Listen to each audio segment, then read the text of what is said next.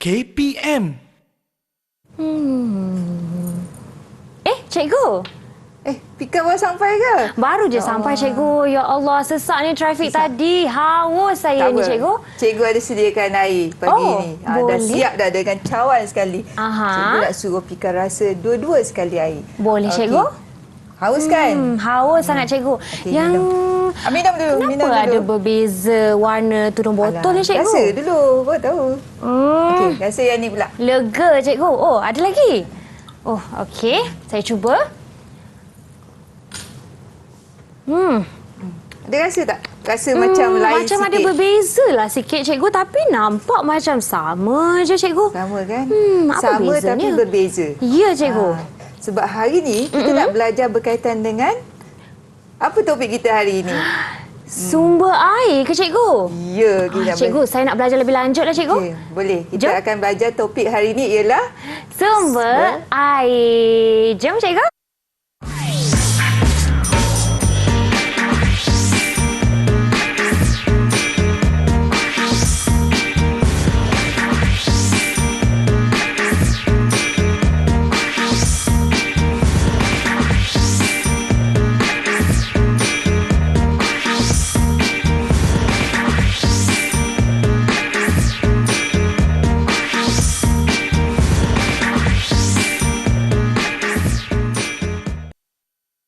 Assalamualaikum dan salam sejahtera. Anda sedang menonton rancangan Didik TV bagi slot mendengar rendah bersama saya Syafiqah Farahin, dan hari ini selama 1 jam kita akan belajar mata pelajaran geografi bagi tingkatan 1 dan seperti anda lihat sebentar tadi, profil guru kita pada hari ini yang berlakon dengan Kak Syafiqah tadi, Cikgu Afizah Mat Khalid dari SMK Tunku Ampuan Najihah Negeri Sembilan. Wah, cikgu dari Negeri Sembilan. Sangat cantik berkebaya hari ini, cikgu.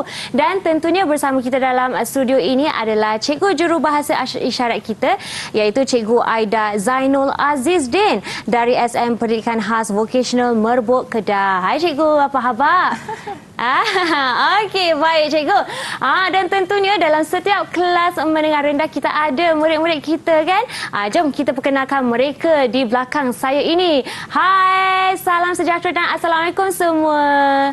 Cikgu Afizah, boleh tak perkenalkan mereka satu persatu, cikgu? Terima kasih, Syafiqah. Jadi pagi ni kita bersama-sama dengan 4 orang murid daripada SMK Tunku Ampuan Najihah yang kesemuanya perempuan. Kita ada Dayang Umairah. Hai Dayang, apa khabar Dayang? Okey, cikgu. Okay. Kemudian kita ada Ummu Sakinah. Hai Ummu. Kita ada Yvonne. Hello Yvonne, salam sejahtera. Dan kita ada Balkis pagi ini bersama-sama dengan kita untuk belajar bersama-sama berkaitan dengan sumber air Wah, di kita Malaysia. tahu pun tajuk kita kan, cikgu. Jadi, apakah perkaitan sebentar tadi yang kita lakonkan berkaitan dengan kedua-dua air yang saya mencuba tadi dengan topik kita, cikgu? Syafiqah tahu tak berapa persen air dekat muka bumi kita ni? Cuba tengok dekat globe tu. Antara darat dengan yang biru tu, tu laut lah kan? Jadi ada berapa persen air di muka bumi kita, Syafiqah? Cikgu, kalau tengok globe ni macam banyak. Macam dalam 70% macam tu, cikgu? Bagus betul Syafiqah betul. pagi ni kan? So murid-murid pun dah dapat maklumat. Jadi air di permukaan bumi kita ni ada lebih kurang 70%. Jadi 30% je daratan, selebihnya air. Jadi adakah yang 70% itu ada menjadi sumber untuk kita gunakan sehari-hari? Tentulah cikgu, tapi kan mesti ada sumber lain juga, tapi sumber air lah yang utama kan, cikgu? Betul. Macam Syafiqah minum tadi kan, ada beza kan antara yang tutup botol putih dengan tutup yang biru tu. Betul cikgu, beza sangat walaupun ada beza, kelihatan kan? sama. Nampak sama. Kedua-duanya air, tetapi sumber tu daripada tempat yang berbeza. Okey. Yang biru tu adalah sumber datangnya daripada semula jadi air mineral. Air mineral, patutlah dan sedap. Yang putih itu adalah daripada sumber minuman kita yang kita masak. Yang tu daripada pipe kita kan, dan kita masak kena minum. Tapi yang biru tu daripada sumber mineral. Jadi kalau Syafiqah ke kedai nak beli air, Kalau tutup putih itu adalah air minuman, tutup biru ataupun berwarna mungkin hijau, mungkin warna lain, itu adalah sumber semula jadilah daripada sumber mineral, air mineral semula jadi. Oh, jadi indikasinya dari penutup warna penutup botol. Selama ni saya tengok label tu cikgu. Sebab itulah kita nak belajar hari ini daripada mana datangnya sumber air kita, okey, berkaitan dengan air yang ada di permukaan bumi dan juga air yang ada dalam bumi kita. Terutama kita fokus kat negara kita lah, Malaysia kan. Daripada mana datangnya sumber air Malaysia ni. Dan cikgu juga nak tanya pada murid-murid yang ada pada pagi ni, mengapa kita di Malaysia ni mempunyai sumber air yang banyak? Sebelum kita belajar topik-topik, ada 4 topik yang kita akan pelajari hari ini. Cuba kita tanya, buka pada persoalan pada murid-murid kita pagi ni biar dia terangsang sikit nak belajar. Mengapa Malaysia mempunyai sumber air yang banyak sekali? Cikgu, saya nampak Umu dah mengangkat tangan sebentar tadi. Boleh ke cikgu? Boleh. Umu nak cuba jawab. Silakan Umu. Malaysia kaya dengan sumber air kerana Malaysia menerima jumlah hujan yang banyak. Kira-kira 2,500 mm hingga 3,000 mm. Malaysia juga mempunyai 2 sumber air, iaitu air permukaan dan air bawah tanah. Okey. Terima kasih Umu, bagus jawapan Umu. Okey. Sebab tadi Umu beritahu kita di Malaysia ni beriklim khatulistiwa. Iklim khatulistiwa ni menerima hujan yang banyak sepanjang tahun, melebihi 2,600 mm setahun. Banyak. Jadi tu, kita tak ada masalah untuk mendapatkan sumber air itu. Sebab itulah kita ada sumber air sungai, tasik, kita ada air bawah tanah. Itulah sumber air yang ada di Malaysia yang kebanyakannya kita gunakan sehari-hari. Itulah datangnya air mineral, air minuman kita hari ini. Okey, baiklah cikgu. Dan tentunya banyak lagi kita nak belajar cikgu. Ada tak lagi yang kita nak terangkan mengenai sumber-sumber air selain air mineral, selain air minuman? Apakah sumber lain yang menjadi keutamaan dalam kehidupan seharian kita cikgu? Semestinya Syafiqah, memang air itu penting dalam hidup kita kan. Walaupun persen air tu kalau kita tengok tadi 70% di muka bumi ni memang dipenuhi dengan air. Jadi betapa pentingnya air. Walau bagaimanapun cikgu nak beritahu bukan semua 70% tu kita gunakan, yang kita boleh gunakan. Contoh, air laut kita tak boleh gunakan untuk minum dan sebagainya kalau di Malaysia. Jadi sumber yang kita gunakan di Malaysia ni lebih kepada sumber air tawar. Dan sumber air tawar ni di muka bumi kita ni daripada 70% air, hanya 3% saja adalah sumber air tawar yang kita boleh guna, yang kita boleh minum sehari-hari. Itulah sumber air tawar kita, iaitu yang datangnya daripada sungai, daripada tasik ataupun empangan dan juga air daripada bawah tanah. Nanti kita belajar macam mana datangnya air tersebut selepas ini. Okey, jadi untuk hari ini juga murid akan pelajari berkaitan dengan punca kenapa berlaku krisis air di Malaysia. Okey, mungkin kita banyak dengar air dicatu, air kotor. Kenapa berlaku krisis air tersebut? Dan kita nak belajar juga kesan-kesan di atas krisis air Malaysia tu. Apa kesannya kepada kita manusia dan rakyat di Malaysia ni. Dan akhirnya kita nak cadangkan langkah-langkah bagi mengatasi kesan krisis air di Malaysia. Jadi pada hari ini, so murid-murid ini akan belajar ke 4 perkara berkaitan dengan jenis sumber air, berkaitan dengan kesan krisis, langkah-langkah untuk mengatasinya, Syafiqah. Baiklah cikgu. Dan cikgu tentunya kan ada yang tertanya-tanya juga sebab saya telah minum air mineral dan juga air minuman kan cikgu. Dari segi orang kata nak peroleh sebab sumber air di Malaysia sangat kita kaya dengannya kan. Tapi dari segi nak memperoleh, kenapa kadang-kadang kita tengok air mineral ni susah sikit nak dapat berbanding air minuman kan cikgu? Sebenarnya Syafiqah, air bawah tanah kita ni masih banyak tetapi hanya 3% saja yang digunakan sekarang. Kita tidak meneroka air bawah tanah dengan giat tau. Sebab kita ada banyak sungai. Kita ada lebih kurang berapa ratus lembangan air sungai menjadi sumber air kita pada hari ini. Okey, tapi kita tak meneroka air bawah tanah sebab kita rasa kita dah cukup dengan air permukaan. Yang saya tahu air bawah tanah macam kolam air panas ya cikgu.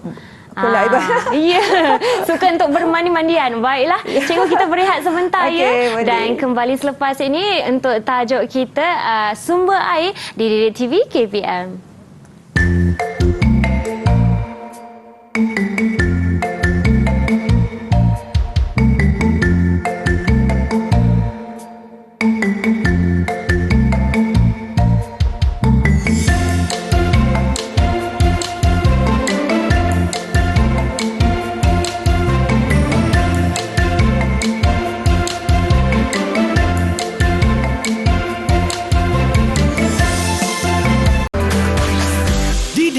TV KPM.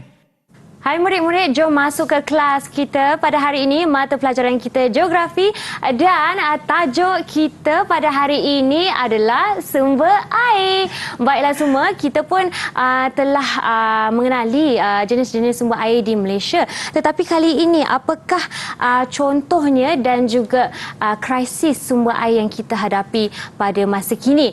Dan saya persilakan Cikgu Afizah untuk terangkan. Silakan Cikgu. Terima kasih Vika. Sebelum tu saya nak murid-murid kita pada pagi ni saksikan dahulu video berkaitan dengan sumber air yang ada di Malaysia. Kita saksikan dulu. Jom.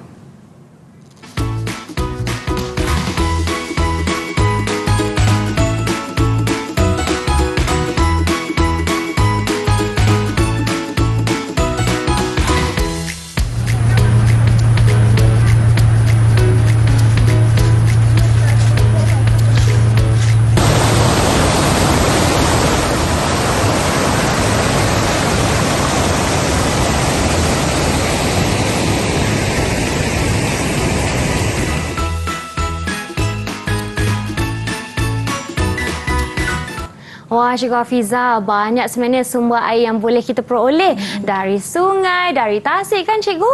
Okey, itu yang saya nak kita tengok video tersebut dan kita nak bangkitkan persoalan kepada murid-murid kita pagi ni. Daripada mana agaknya datangnya sumber air yang banyak tadi? Air terjun, air yang bersih, putih. Macam nak mandi kan dekat situ. Betul, kan? seronok. Itu salah satu tempat di negeri Kelantan sebenarnya. Okey. Cuba kita tanya murid-murid kita kan. Daripada siapa nak mana cuba datangnya sumber air yang banyak tu? Ada siapa nak cuba? Sila angkat tangan. Mudah saja. Okey. Yvonne. Okey Yvonne, daripada mana sumber air tersebut Yvonne? Air terjun tu datang daripada hujan. Daripada hujan. Okey. Itu je, daripada hujan. Okey. Ya. So jawapan Yvonne, air yang turun tadi daripada air sungai, air terjun tu datangnya daripada sumber air hujan. Okey. Cuba kalau gitu kita lihat proses sekitaran air tu. Macam mana berlakunya penurunan air hujan dan akhirnya membawa air tu lalu ke sungai dan terus masuk ke laut. Maksudnya betul lah jawapan Yvonne tadi ya Cikgu? Memang datangnya daripada air hujan. Sebab kita menerima hujan yang banyak sepanjang tahun kan. Kadang-kadang seminggu tu ada banyak hujan yang turun. 2-3 hari hujan je kan. Okey.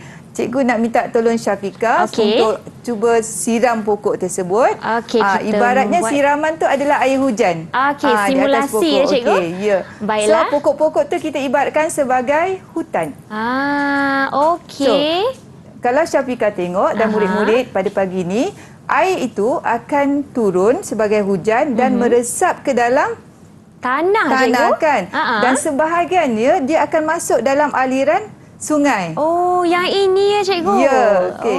So daripada tanah tinggi, sebab hujan akan turun di kawasan tanah tinggi, terutama di kawasan yang penuh dengan pokok-pokok hutan sebagai kawasan tadahan hujan. Sebab itulah air di kawasan hulu, di kawasan tanah tinggi, air dia bersih seperti air yang kita tengok dalam video tadi. Air terjun. Tapi sampai di permukaan, air dia dah bertukar warna kan, sebab bila dah ada masuk pertempatan, dah ada manusia, dia dah bertukar warna. Tapi asalnya air yang kita terima tu adalah air yang bersih. So hujan yang turun, kalau kita tengok slide, daripada atas ni tanah tinggi macam Syafiqah siram tadi kan, di kawasan hutan. So separuh air akan turun ke bawah tanah di sini. Itulah yang menjadi sumber air bawah tanah. Bawah tanah. Yang kita minum air mineral tadi. Kan? Dan sebahagiannya akan mengalir ke permukaan. Yang dia akan turun mengikut alur sungai ataupun tasik. Itulah sebenarnya proses kitaran tu akan berulang. Berlaku sejatan, berkumpul di awan, kemudian turun balik sebagai hujan dan berulang-ulanglah kitaran tersebut. Itulah sebenarnya sumber air yang kita perolehi. Tentulah bila kita dengar tentang bilangan ataupun peratus sumber air di dunia ini tak berkurangan sebab dia menjadi kitaran ya Cikgu? Satu kitaran, dia satu proses. Baiklah Cikgu.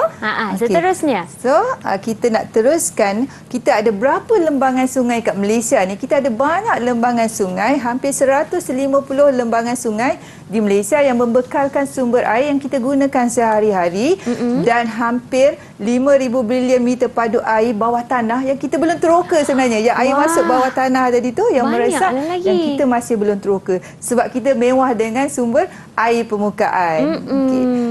Sepika, kita nak tanya pula murid-murid kita, dia dah tengok video, mereka dah tengok video. Sekarang ni mereka kena jelaskan apakah jenis-jenis sumber air yang ada kat Malaysia. Okey? Okey. Cikgu nak dapatkan siapa yang boleh jawab untuk soalan ini. Silakan. Cikgu, Dayang dah angkat tangan. Cuba Dayang. Baiklah. Jenis-jenis sumber air ada dua. Antaranya ialah air permukaan dan air bawah tanah. Air permukaan ialah air yang didapati di permukaan daratan. Okey. Jadi bila hujan turun, air di permukaan bumi akan melalui dua proses hidrologi seperti intersepsi dan infiltrasi. Okey. Air bawah tanah pula maksud air yang tersimpan dalam lapisan bawah tanah. Okey. Jadi seperti yang Cik Hafizah dah kata tadi, air bawah tanah hanya digunakan sebanyak 3% sahaja. Wah. Ya. Kejap Dayang. Tadi ada dua proses dia melalui tu. Apa nama dia? Lagi sekali. Apa proses tu tadi Dayang? Intersepsi. Dan lagi satu? Dan infiltrasi. Infiltrasi. Penyerapan dan larian di air permukaan. Okey, cikgu. Okey. So itu betul jawapan daripada Dayang tadi. Tanya Dayang. So kita ada beza antara air permukaan seperti air sungai dan air daripada bawah tanah yang kita biasa nampak tu perigi. Telaga kan. Ya. Syafika pernah tengok? Pernah jumpa kan? Cikgu, dalam sangat. Ini cara kita nak dapatkan air daripada bawah tanah. Jadi tanya Dayang, jawapan dia dapat bezakan antara sumber air permukaan dan juga sumber air bawah tanah. Okey, cikgu. Okey. Baiklah cikgu, ada tak kita nak tanya murid-murid yang Itulah lain? nak tanya. Walaupun kita kaya dengan sumber air kat Malaysia ni, tapi kenapa masih lagi berlaku krisis air di Malaysia? So kita nak bangkitkan persoalan ni kepada murid-murid kita yang bijak pandai pagi ini. Kenapa walaupun kita mewah dengan sumber air, tapi krisis air tetap juga berlaku dekat Malaysia ni. Kalau cikgu nak tunjukkan beberapa keping gambar, kalau Syafika dan murid-murid boleh lihat sungai yang penuh dengan sampah, kemudian kita sungai penuh sampah, air yang hitam dekat sungai tu, kenapa masih berlaku perkara-perkara tersebut? Jadi kita nak tahu apakah punca krisis air di Malaysia yang cikgu dah asingkan. Dah ada lebih kurang 6 punca kat sini, tapi kita nak minta pelajar jelaskan punca-punca tersebut. Pertama berkaitan dengan penebangan hutan, fenomena cuaca, pembuangan sampah dan sebagainya. Kalau cikgu paparkan gambar ini, mungkin murid boleh terangkan apakah punca krisis air berdasarkan gambar yang telah dipaparkan ini. Siapa nak cuba? Kata kunci ada kat situ. Ada ayat yang memberi gambaran sedikit. Siapa nak cuba? Siapa nak jelaskan? Boleh angkat berkaitan tangan. dengan aktiviti dalam foto ini. Okey, Umur nak try. Nak cuba Umur. Punca krisis air di atas adalah kerana penggunaan baja kimia dan racun serangga secara berlebihan. Jika racun kimia tidak dilupuskan dengan baik, dia akan menyerap ke dalam tanah, seterusnya mengalir ke punca air seperti sungai, laut dan lain-lain. Okey. Maknanya Syafika, penggunaan, terima kasih Dayang atas jawapan tersebut. Penggunaan racun ni walaupun kita nampak disembur dekat tanaman kita, yang ni di kawasan sawah padi, tetapi semburan tersebut akhirnya akan meresap juga ke dalam tanah. Yang kita nampak tadi dalam tanah pun ada sumber air kan. Jadi mencemarkan juga sumber air kita di dalam tanah. Nampak tak dia punya kolerasi Perkaitan antara dia, perbuatan di atas dengan apa yang berlaku di bawah tanah. Betul cikgu. Jadi mengancam juga air bersih kita di bawah tanah. Okey, kalau kita lihat gambar ni pula, cuba antara murid kita pagi ni jelaskan apakah kaitannya foto berikut dengan krisis air di Malaysia. Okey, siapa nak cuba seterusnya? Ada nak cuba? Okey, Yvonne juga. Okey, cuba Yvonne. Krisis air terdapat di foto tadi adalah disebabkan oleh penebangan hutan. Okey. Kalau hutan ditebang dan kawasan tadahan hujan pun telah dicemarkan. Okey. Apa yang berlaku pada air, sumber air kita? Air juga akan dicemarkan kerana tak ada hutan. Okey. Okey. Okey, terima kasih Yvonne atas cubaan menjawab persoalan tadi berkaitan dengan foto. Kalau Syafiqah tengok foto ni, kita punya kawasan tanah tinggi tu dah terang, dah tak ada pokok-pokok. Syafiqah bayangkan kalau pokok-pokok tu tak ada tadi. Jadi dia akan terus ke tanah. Air hujan turun terus ke permukaan tanah. Tanah, betul? Jadi air tanah tu akan dibawa masuk ke dalam sungai. So air sungai kita berwarna apa nanti? Kan? Macam-macam. Dia Jadi itulah apabila kita tebang pokok-pokok ni kosong, tak ada air, tak ada pokok langsung di permukaan bumi, maknanya tanah terdedah kepada air hujan. Dan bila air hujan turun, dia menghakis tanah-tanah tu dan membawa sekali mendapan tu masuk dalam sungai. Itulah air sungai kita yang kita guna tu. Yang berwarna coklat seperti teh tarik kan. Betul. Itulah kesannya daripada penebangan pokok-pokok ataupun dah terang di atas ni. Sebab pentingnya hutan ni sebagai kawasan tadahan air hujan. Betul cikgu, peranan pokok dia sangat penting juga dalam sumber air ni. Cikgu, kita masih belum dengarkan suara Balkis cikgu. Ada tak yang kita nak tanya dia? Okey, Balkis, Balkis nak cuba? Okey, cuba tengok kat sini Balkis. Okey, apakah kaitan foto ini dengan krisis air di Malaysia? Foto tersebut berkaitan dengan pembuangan sampah. Pembuangan sampah ni akan menyebabkan air di sungai tercemar dan kualiti air kita akan kotor dan air yang kita minum akan menjadi air yang kotor. Okey, terima kasih Balkis. Betul jawapan Balkis walaupun tadi dia macam malu-malu nak jawab kan. Okey. Betul jawapan Balkis. Jadi sungai kita dah beritahu tadi sebab kita ada lebih kurang berapa ratus lembangan sungai yang menjadi sumber air kita. Bayangkan kalau tercemar dengan sampah ataupun sisa-sisa pepejal ni yang dibuang oleh siapa lagi kalau bukan kita rakyat Malaysia juga kan. Dibuang ke dalam sungai yang hujungnya sungai tu air tu menjadi sumber kita semula. Maknanya kita buat, kita dapat kesannya juga. Jadi kita sebagai rakyat Malaysia sebaik-baiknya elakkanlah pembuangan sisa-sisa seperti ini ke dalam sungai sebab sumber air sungai itu adalah sumber bekalan kita sehari-hari. Betul cikgu. Bila dah tercemar tak bolehlah minum cikgu. Ya, betul. Membazir di situ. Okey, baiklah cikgu, bagaimana dengan jawapan Yvonne, Balkis dan juga Umu tadi? Semua bagus. Penjelasan mereka tepat ataupun kita boleh terima berkaitan dengan foto-foto tersebut dan mereka berfikir tu. Kita bagi foto dia fikir apa jawapannya berkaitan dengan foto tersebut. So, jadi tahniah kepada murid-murid cikgu Yvonne, Balkis, Dayang dan juga Umu. Okey, maksudnya kat sini ada 3 punca krisis air ya cikgu? Sebenarnya ada 6 tadi Syafiqah, tapi kita 6. jelaskan berkaitan dengan 3 foto ni tadi. Okey. Yang pertama tadi yang kawasan tadahan pokok ditebang, kemudian pencemaran air sungai oleh sisa-sisa pepejal. Okey. Dan lagi satu kita ada apa tadi? Permintaan tinggi industri. Permintaan industri yang tinggi. Penggunaan racun serangga dalam bidang pertanian. Ya cikgu. Dan satu lagi, kenapa air kita semakin berlaku banyak krisis sekarang ni? Sebab jumlah penduduk di Malaysia dah makin meningkat. Syafiqah tahu tak berapa jumlah penduduk Malaysia kita pada tahun ni? Wah cikgu, saya tak pasti tapi saya rasa lebih daripada 2 juta. 33 juta. 33 cikgu. Ada wahyu datang dari atas. Tiba-tiba betul kan? Ya.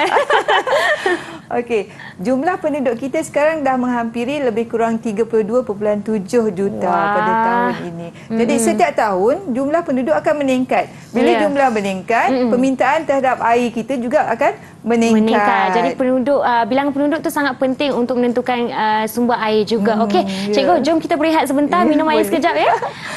Dan kita akan kembali selepas ini di Didik TV KPM.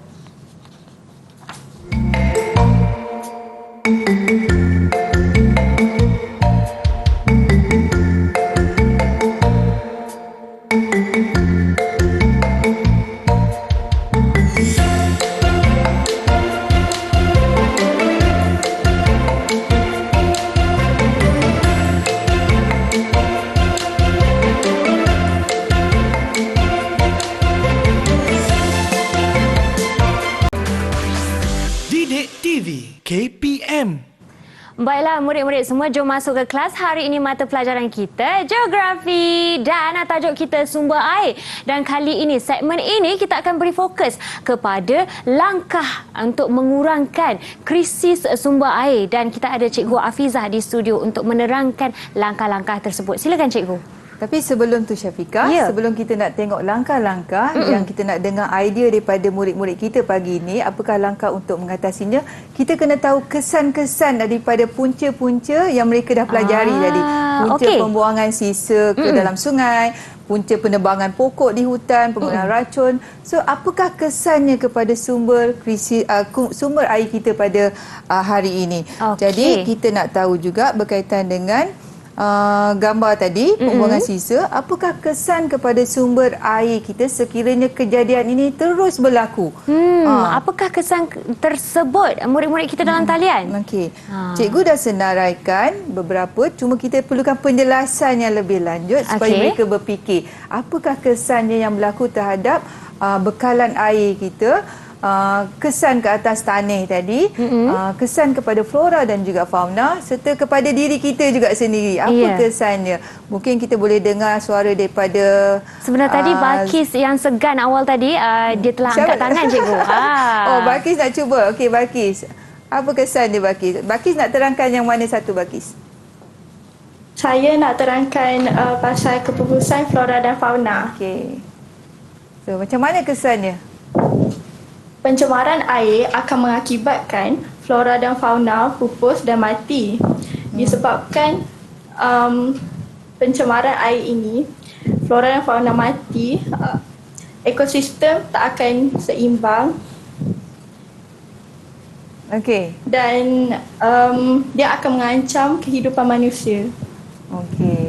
Maknanya kepupusan terutamanya kalau kita berkaitan dengan sumber air ni. Terima kasih Balkis atas jawapan tadi.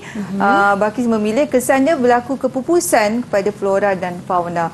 Kalau kita lihat pencemaran air sungai tadi yang penuh dengan sisa-sisa pepejal, Syafiqah rasa boleh hidup tak ikan-ikan yang berada dekat bawah dalam air tu? Tak boleh Cikgu, kerana nak bernapas pun susah. Betul, kan? tak boleh bernafas. Sisa-sisa pepejal penuh atas kawasan tersebut.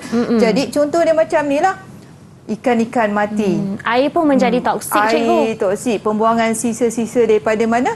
Daripada kilang industri, masuk terus ke dalam sungai. Kesannya pada hidupan, siapa yang makan ikan ni? Kan kita juga sumber-sumber ikan tu kita juga membeli ikan air tawar, ikan haruan, ikan keli, ikan-ikan tu kalau kita masak gulai, masak lemak kan sedap kan. Betul Cikgu. Tapi habis mati disebabkan sisa-sisa toksik, sisa-sisa pepejal yang masuk ke dalam sungai. Maknanya kita memang tak boleh nak elak jika kita tak kawal benda tu. Kalau lihat gambar yang kedua, itu kesan ke atas tanah. Cuba kita dengar penjelasan daripada murid kita. Mungkin Yvonne. Silakan Yvonne. Tanah akan menjadi kering kerana dia tidak ada air dan tekstur tanah akan diubah. Masalah ini akan memberi kesan terhadap kegiatan pertanian untuk semua orang.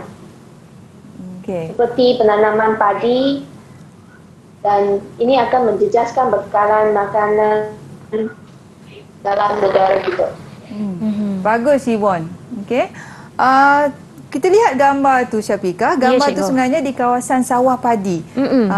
Di negeri, beberapa negeri di Malaysia ni ketika berlakunya musim kemarau yang panjang. Ya, nampak macam kawasan gurun pula. Kan? Tanahnya merekah. Kering, tandus. Maknanya kurang air. Sedangkan padi kita perlukan banyak air. Betul. Jika berlaku fenomena cuaca seperti kemarau, jadi bekalan air tu dah kurang. Jadi tanah tandus. Bila tanah tandus, padi tak menjadi. Tak menjadi, jadi bekalan makanan tu kita kurang pula juga. kurang. Itu nanti akan naiklah harga dan sebagainya kan. Disebabkan fenomena cuaca. Keadaan tu proses semula jadi yang kita tak boleh elak. Itu antara krisis yang berlaku di Malaysia. Ya, Cikgu. Okey. So kita dah tengok krisis-krisis tersebut. Mungkin dah ada dari Balkis dah sudah, Yvonne dah sudah. Dayang ada nak sentuh lagi tak? Mungkin Dayang terfikir kesan-kesan lain Dayang. Ada tak kesan lain? Selain daripada kemarau tadi dan juga kepupusan hidupan akuatik dalam sungai? Silakan Dayang. Kesan krisis air juga boleh menyebabkan kekurangan bekalan air bersih. Bekalan air bersih terpaksa dicatu apabila berlakulah krisis ini. Kekurangan bekalan air juga akan menyukarkan kegiatan harian penduduk dan mengganggu sektor perindustrian. Okey. Kekurangan sumber bekalan air bersih. Okey, ada kalanya kan kita terpaksa ada tempat-tempat tertentu terpaksa mencatu bekalan air sebab kita kekurangan bekalan, terpaksa catu. Jadi mendatangkan masalah kepada penduduk setempat sebab air ni keperluan harian kita kan Syafiqah, kan? Betul cikgu. Basuh, memasak dan sebagainya lah. Jadi perlukan air. Ini kan pula industri kita. Kilang-kilang memerlukan banyak bekalan air untuk menjalankan dia orang punya proses perkilangan dan sebagainya. Ya, betul cikgu. Jadi air tu sangat-sangat penting. Bayangkan kalau bekalan air bersih tu tak ada. Betul. Daripada Kalau mana air tak kita dapat bersih sumber? pula kan cikgu, kita akan minum air yang kurang berkhasiat dan tidak bersih dan orang kata kita punya kesihatan juga yang terancam. Itu salah satu kesan juga Syafiqah. Bagus Syafiqah memberi contoh dari segi kesihatan kita. Meminum bekalan air yang tidak bersih. Betul cikgu. Kita ada penyakit-penyakit bawaan air ni sebenarnya seperti penyakit taun, kencing tikus dan sebagainya. Berkait banyak tu cikgu. Dan kali ini pula langkah-langkah nak menangani ni macam mana cikgu? Okey, bila kita ada kesan seperti ini, tentulah kita akan fikirkan apakah langkah yang sesuai untuk kita tangani isu krisis air ini. Okey, jadi kita nak minta pelajar kita fikirkan, murid-murid kita fikirkan. Cikgu dah senaraikan langkah-langkah tersebut. Pada pandangan cikgu, kita perlukan pemeliharaan dan pemuliharaan kawasan hutan tadi. Kita jangan tebang pokok tersebut. So bagaimana kita nak pelihara pokok tersebut? Kita wujudkan undang-undang. Kita buat rawatan air kumbahan. Kita teroka air bawah tanah dan kita buatkan kempen. Tetapi kita nak minta penjelasan daripada pelajar-pelajar ni, bagaimanakah langkah-langkah ini boleh membantu mengurangkan krisis air di Malaysia. Okey, murid-murid dalam talian boleh angkat tangan. Cuba yang pertama. Kita nak perlukan wakil seorang je untuk jawab ni. Okey, silakan. Okey, Balkis. Hutan dekat kawasan tinggi dia penting untuk kawasan tadan hujan kerana di situlah air kawasan tadan hujan akan membekalkan air yang bersih dan selamat. Okey. Jadi kita perlu jaga kawasan tadahan hujan tu. Macam mana cara penjagaan kita untuk elakkan kawasan tadahan hujan kita tidak terancam tu, Balkis? Apa yang perlu kita lakukan? Manusia janganlah tebang pokok. Jangan tebang pokok lah.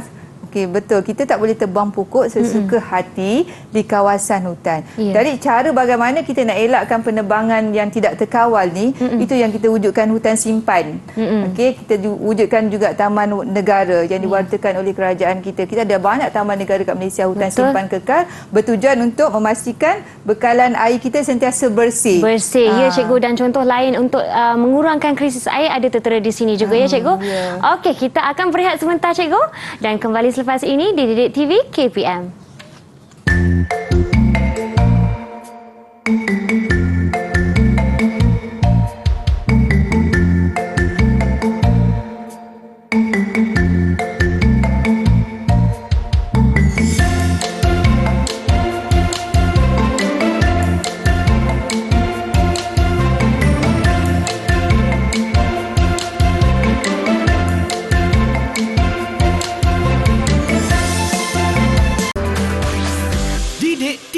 KPM. Anda masih lagi menonton rancangan menengah rendah di Didik TV KPM bagi mata pelajaran geografi dan tajuk kita sumber air. Dan hari ini kita bersama Cikgu Afizah untuk mengajar kita. Kali ini dah sampai ni waktu untuk bertanya soalan kan Cikgu, kuis sedikit untuk murid-murid kita dalam talian dan juga anda di rumah. Iaitu berkaitan dengan sumber air. Faham ke tak ni? Bersedia ya? Jom cikgu. Okey, kita tengok soalan objektif yang pertama. Mungkin siapa nak jawab? Balkis, Umu, Dayang dan Yvonne. Yang pertama ni. Siapa dulu? Soalan 1. Angkat tangan. Okey, Yvonne bacakan soalan dan terus kepada jawapan Yvonne. Apakah faktor yang menyebabkan sumber air dari sungai dapat membekalkan air sepanjang tahun? Dasar sungai yang dalam. Dasar sungai yang dalam. Mungkin ada rakan lain, ada jawapan yang lain? Ada tak yang setuju dengan Yvonne atau ada jawapan lain? Siapa nak cuba? Okey. Ada siapa nak cuba jawapan lain? Dayang? Kalau Umur? setuju dengan jawapan Yvonne, Umur? boleh angguk. Umur. Umur apa jawapan umur? Setuju. Okey. Jadi cikgu. apakah faktor yang menyebabkan sumber air dari sungai dapat membekalkan air sepanjang tahun? Jawapan yang sebenarnya yang lebih tepat, sebenarnya jawapan Yvonne tu boleh diterima, tapi ada yang lebih tepat iaitu hujan lebat sepanjang tahun sebab iklim kita kan iklim khatulistiwa. Ya. Jadi menerima hujan melebihi 2,600 mm setahun. Jadi hujan lebat tu menyebabkan kita ada bekalan air yang diterima sepanjang tahun. Okey, cikgu. Yang kedua, siapa nak cuba ni? Okey, yang kedua umur. Okey, baca soalan dulu. Antara berikut, yang manakah merupakan kesan krisis air terhadap alam sekitar? C. Kepupusan hidupan akuatik. Baguslah. Umur. Tersilap Dayang kan? Okey, umur. Bagus jawapan tersebut. Jawapan untuk itu adalah kepupusan hidupan akuatik. Sebenarnya tu semua kesan, Tika. Cuma bezanya kita nak krisis tu terhadap alam sekitar. So alam sekitar berkaitan dengan hidupan akuatik kita lah, ancaman kepada hidupan akuatik. Okey. Jadi jawapannya C. Baiklah, Betul. cikgu. Okey, kita teruskan jawapan soalan ketiga. Okey. Siapakah kali ini? Okey, Barkis. Silakan. Apakah peranan agensi berikut? C. Menyelenggara sistem rawatan air kumbahan. Betul, Barkis. Ni ada yang keliru lagi ni, Indah Water punya peranan ni. Indah Water kan? Dialah satu-satunya agensi yang merawat air kumbahan dari rumah kita lah kan. Okey. Kalau tak air kita tak dirawat, dia akan masuk terus ke dalam sungai. Okey. Jadi betul jawapan tersebut. Itulah peranan Indah Water. Okey, seterusnya cikgu. Nombor 4. Kita soalan yang keempat. Siapa yang belum Siapa jawab? nak cuba? Okey, silakan. Dayang. Antara berikut, yang manakah merupakan penyakit bawaan air? A. Taun. Bagus, Dayang. Okey, jawapannya adalah taun. Penyakit Okey. bawaan air. Ya, daripada bekalan air yang tidak bersih. Okey. Soalan yang seterusnya, yang kelima. Yang kelima. Siapa nak jawab lagi sekali? Semua Okey. dah jawab kan? Yvonne mungkin? Yvonne nak cuba? Silakan Yvonne. Apakah cara paling berkesan untuk menyedarkan masyarakat setempat tentang kepentingan menjaga kebersihan sungai? D. Kempen dan pendidikan alam sekitar. Ya, kalau kita nak bagi kesedaran kepada masyarakat, kita buat kempen. Cintai sungai kita, hargai sungai kita, jangan buang sampah merata-rata. Kita buat kempen tersebut dan kita beri pendidikan alam sekitar untuk menyedarkan masyarakat kita bahawa pentingnya sungai dalam kehidupan harian kita. Tahniah kepada semua murid yang berjaya menjawab soalan objektif tadi, kecuali soalan 1. Tapi kita ada satu soalan esei. Kita nak dia jawab secara lisan. Okey. Pada pendapat anda, apakah langkah yang perlu diambil bagi mengatasi masalah pencemaran air sungai yang menjadi sumber bekalan air negara? Okey, ada siapa nak jawab ni? Kita perlukan seorang wakil. Soalan saya. Okey, Dayang, cuba Dayang. Pada pendapat saya, langkah yang perlu kita ambil bagi mengatasi masalah pencemaran air sungai yang menjadi sumber bekalan air sungai negara ialah penguatkuasaan undang-undang. Penguatkuasaan undang-undang perlu dilaksanakan untuk mengurangkan kesan krisis air. Sebagai contoh, penguatkuasaan undang-undang yang menyebabkan krisis air adalah Akta Suruhanjaya Perkhidmatan Air dan Akta Kualiti Alam Sekeliling 1974. Selain itu, kita perlu menganjurkan kempen kesedaran terhadap alam sekitar. Pelbagai pihak seperti kerajaan, badan pekerjaan dan media massa perlu melakukan kempen agar dapat memupuk rasa sayang terhadap sumber air kita. Wah, respon yang sangat terperinci bagus tu. Daya. Di atas jawapan tersebut, dia memberi 2 langkah. Pertama langkah ialah menguatkuasakan undang-undang. So kita ada banyak akta-akta yang kita nak kawal aktiviti-aktiviti pencemaran air itu untuk mengelakkan kilang-kilang membuang sisa toksik dan sebagainya. So, jadi jangan kita langgari akta-akta tersebut. Setuju. Dan seterusnya kita ada langkah kedua iaitu kempen ataupun pendidikan kesedaran kepada masyarakat mestilah setempat. wawarkan, kan, Itulah cikgu? yang paling penting, kita kena dedahkan ataupun sedarkan masyarakat kita, terutamanya murid-murid ni. Betul, yang cikgu. masih muda-muda ni, supaya mereka lah pewaris khazanah alam kita. Betul, cikgu, sebenarnya pada setuju. masa akan datang. Dan sekarang ini pula cikgu boleh tak beri sedikit rumusan ringkas untuk kelas kita pada hari ini, cikgu? Silakan. Okey Syafiqah, jadi hari ini kita dah belajar berkaitan dengan sumber air di Malaysia. Jadi murid-murid pada hari ini telah pun mengetahui apakah punca berlakunya krisis air, kemudian dah belajar apakah kesannya kepada masyarakat, kesannya kepada alam sekitar, dan seterusnya mereka dah mencadangkan langkah-langkah untuk mengatasi kesan-kesan krisis air yang berlaku di Malaysia. Jadi rumusan kat sini cikgu boleh beritahu bahawa kita sebagai rakyat Malaysia perlulah menghargai sumber air kita yang kita dapat mewah di Malaysia ini. Jaga supaya air tu yang kita terima tu sentiasa bersih dan kita tak ketandusan air. Betul, setuju sangat cikgu. Dan kali ini bagi jawapan-jawapan yang telah diberi oleh murid-murid kita dalam talian, boleh tak cikgu memberi sedikit penilaian prestasi mereka, cikgu? Ubu, Balkis, Dayang dan juga Yvonne yang telah mempelajari berkaitan sumber air dan mereka telah menjawab beberapa persoalan berkaitan dengan punca, kesan dan juga langkah-langkah, dan cikgu nak bagi penilaian prestasi pada mereka dan cikgu letakkan mereka di tahap yang sangat baik. Baiklah cikgu, di manakah bagi mereka yang mahu membuat sedikit orang kata latihan, di manakah mereka boleh membuat rujukan? Okey, kepada murid-murid di luar sana, jika ingin mengetahui lebih lanjut ataupun ingin mengukuhkan lagi pemahaman berkaitan dengan sumber air yang kita pelajari hari ini, kita boleh dapatkan sumber tersebut dalam portal The5 KPM. Okey cikgu, terbaik. Terima kasih Cikgu Hafiza kerana mengajar kita pada hari ini, dan tidak lupa juga kepada cikgu kita jurubahasa isyarat Cikgu Aida kerana bersama kita pada hari ini. Kepada anda semua setia menonton Didik TV ya, sehingga kita berjumpa lagi. Assalamualaikum dan salam sejahtera. Bye.